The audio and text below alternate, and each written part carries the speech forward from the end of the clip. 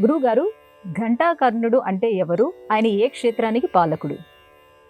ఘంట అంటే శబ్దం చేసే సాధనం, కర్ణము అంటే చెవి. విష్ణు ద్వేషంతో జీవితాన్ని గడుపుతున్న ఘంటకర్ణుడు చెవులకు గంటలు పెట్టుకున్నాడు. ఎందుకంటే ఎవరైనా విష్ణు నామాన్ని ఆలపించిన మరుక్షణం అది తనకు వినపడకుండా తన గంటలను చెవుల ద్వారా మోగిస్తూ ఆ నామాన్ని వినకూడదని నిశ్చయించుకున్నాడు. కుబేరుడికి పరిచారకుడు అయిన ఈ ఘంటాకర్ణుడు పాప కర్మల ఫలితంగా నిత్యం విష్ణు ద్వేషంతో ఉన్నవాడికి పిశాచ జన్మ రాకేమవుతుంది? పిశాచమే జన్మించాడు.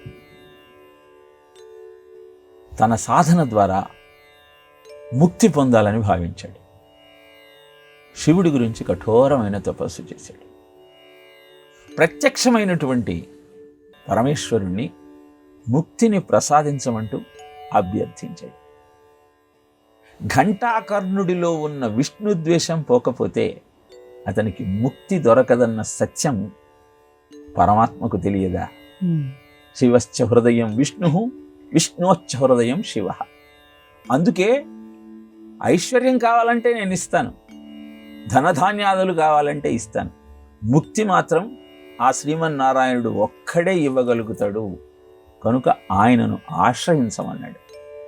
హతాహుషుడయ్యాడు ఘంటాకర్ణుడు.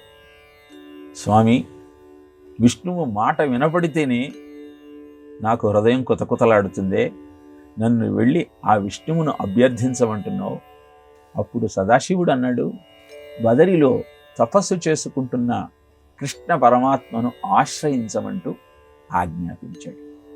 ముక్తి కోసం పరితపిస్తున్నటువంటి ఘంటాకర్ణుడు ఆ విధంగా బదరి వెళ్ళి ఆ పరమాత్మను సేవించి అక్కడ క్షేత్ర పాలకుడిగా స్థిరపడ్డాడు.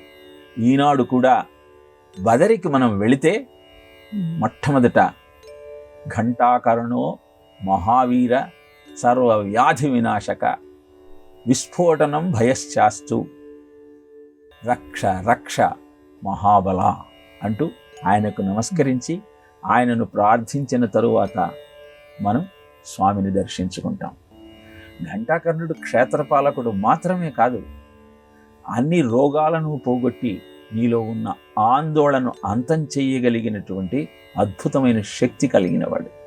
శివకేశవులనిద్దరిని ఆరాధించే తత్వం ఉన్నవాడు అన్ని రోగాలను పోగొట్టగలుగుతాడు, అందరికీ ఆనందాన్ని పంచగలుగుతాడు అన్న సత్యాన్ని ఘంటాకర్ణుడి యొక్క వృత్తాంతం ద్వారా మనం తెలుసుకోవాలి.